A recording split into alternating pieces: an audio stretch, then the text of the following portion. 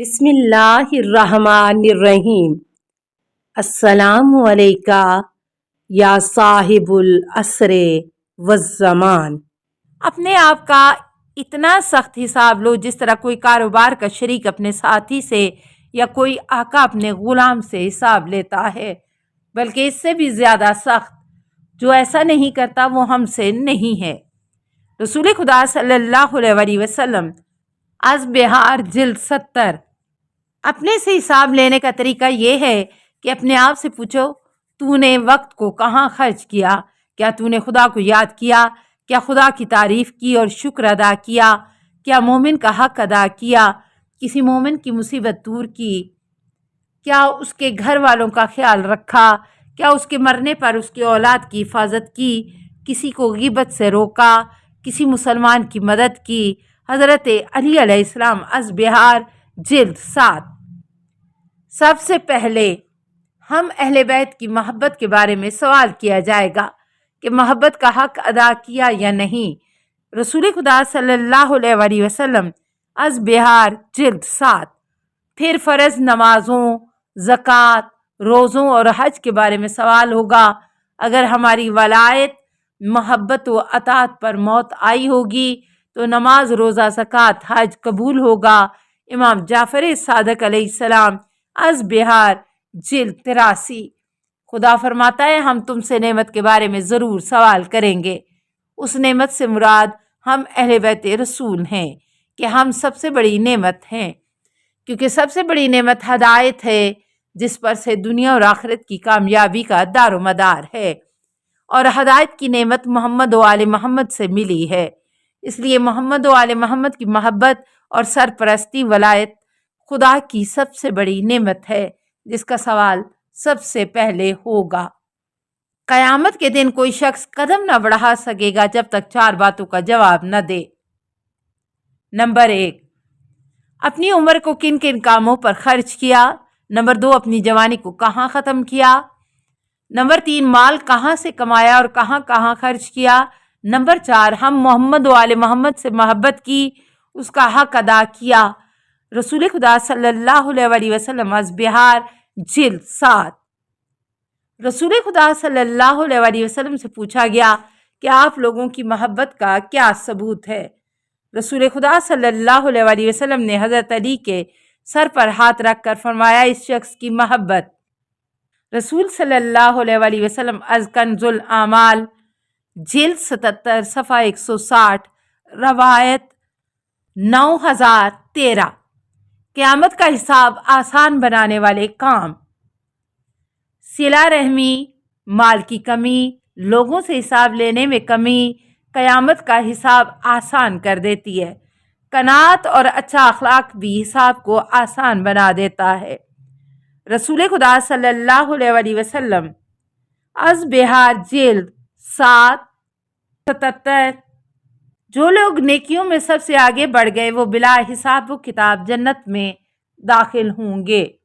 جو درمیانے درجے کے ہیں کہ نیکیاں کی مگر آگے نہ بڑھ سکے، ان کا حساب آسان ہوگا، مگر جنہوں نے اپنے اور دوسروں پر ظلم کیے ان کو قیامت کے دن قید رکھا جائے گا، یعنی سخت گناہ گاروں کو۔ رسول اکرم صلی اللہ علیہ وسلم از کنز الاعمال حساب لیا جائے گا جو دنیا کو لپیٹ چکے تھے۔ حضرت علی علیہ السلام از بہار جلد 1، یعنی دنیا کے سخت عاشق اور طلبگار تھے۔ شدید سخت حساب: جو دوسروں سے ذرے ذرے کا حساب لیتا ہے اور تو اور خدا بھی اس سے ذرے ذرے کا حساب لے گا، اسی کو بری طرح حساب لینا کہتے ہیں۔ امام جعفر صادق علیہ السلام از بہار جلد 7۔ جن لوگوں کا آسان حساب ہوگا، جس کا حساب لیا جائے گا اس کو سزا ملے گی۔ کسی نے پوچھا، یا رسول اللہ، خدا فرماتا ہے اس کا حساب آسان طریقے سے لیا جائے گا۔ قرآن۔ رسول خدا صلی اللہ علیہ وسلم نے فرمایا، اس کا مطلب یہ ہے کہ اس کو اس کے گناہ دکھائے جائیں گے اور پھر معاف کر دیا جائے گا اور بس معاملہ ختم۔ لیکن جس سے لے دے کی جائے گی اس کو سزا دی جائے گی۔ مولا امام محمد باقر از نوادر الحکم جلد 5۔ جس شخص میں 3 خوبیاں ہوں گی خدا اس کا حساب آسان لے گا۔ نمبر 1، جو تم کو محروم کرے اس کو دو۔ نمبر 2، جو تم سے قطع رحم کر لے، تم پر رحم نہ کرے، اس پر رحم کرو۔ نمبر 3، جو تم پر ظلم کرے اس کو معاف کر دو۔ رسول خدا صلی اللہ علیہ وآلہ وسلم از نوادر الحکم جلد 5۔ جو شخص بلا حساب کتاب جنت میں جائیں گے، سب سے پہلے صبر کرنے والے بلا حساب جنت میں جائیں گے۔ فرشتے ان سے پوچھیں گے کہ تم نے کس کس بات پر صبر کیا تھا؟ وہ کہیں گے ہم نے خدا کی اطاعت پر اور اس کی نافرمانی سے بچنے پر صبر کیا تھا۔ امام زین العابدین علیہ السلام از بہار جلد 82 از نوادر الحکم۔ کچھ لوگ جنت کا دروازہ کھٹکھٹائیں گے، فرشتے پوچھیں گے کون ہو؟ کہیں گے ہم فقیر لوگ ہیں۔ فرشتے کہیں گے حساب دینے سے پہلے ہی تم یہاں کیسے آ گئے؟ وہ کہیں گے تم نے ہمیں دیا ہی کیا تھا جس کا حساب مانگ رہے ہو؟ خدا فرمائے گا یہ ٹھیک کہتے ہیں، انہیں جنت کے اندر جانے دو۔ امام جعفر صادق علیہ السلام از بہار جلد 72۔ قیامت میں سوال ہوگا کہ خدا کے لیے محبت کرنے والے کہاں ہیں؟ ایک گروہ کھڑا ہو جائے گا، ان سے کہا جائے گا کہ تم حساب کے بغیر جنت چلے جاؤ۔ امام زین العابدین علیہ السلام از بہار جلد 69 74۔ خدا فرمائے گا جن لوگوں نے میری خاطر جنگ کی اور مارے گئے یا میری وجہ سے تکلیفیں برداشت کی، میرے لیے جہاد کیا، تم سب بلا حساب و کتاب جنت چلے جاؤ۔ حدیث قدسی مروی از رسول خدا صلی اللہ علیہ وآلہ وسلم از کنز الاعمال۔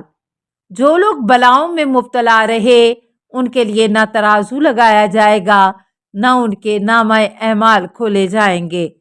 خدا فرماتا ہے صبر کرنے والوں کو بلا حساب کتاب بھرپور اجر دیا جائے گا۔ القرآن امام جعفر صادق علیہ السلام از نوادر الحکم جلد 4۔ قیامت کے دن کچھ لوگ قبروں سے نکل کر اڑتے ہوئے جنت پہنچ جائیں گے، نہ حساب دیں گے، نہ جہنم کے اوپر صراط کو دیکھیں گے۔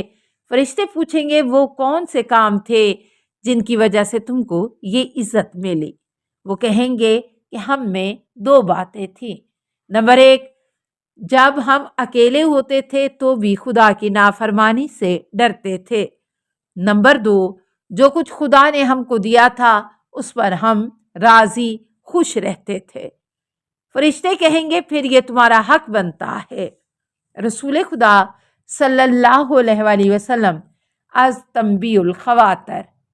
وہ لوگ جو بلا حساب جہنم جائیں گے، نمبر 1 مشرک، نمبر 2 ظالم امام یعنی ظالم حکمران، نمبر 3 جھوٹا تاجر، نمبر 4 بوڑھا زانی۔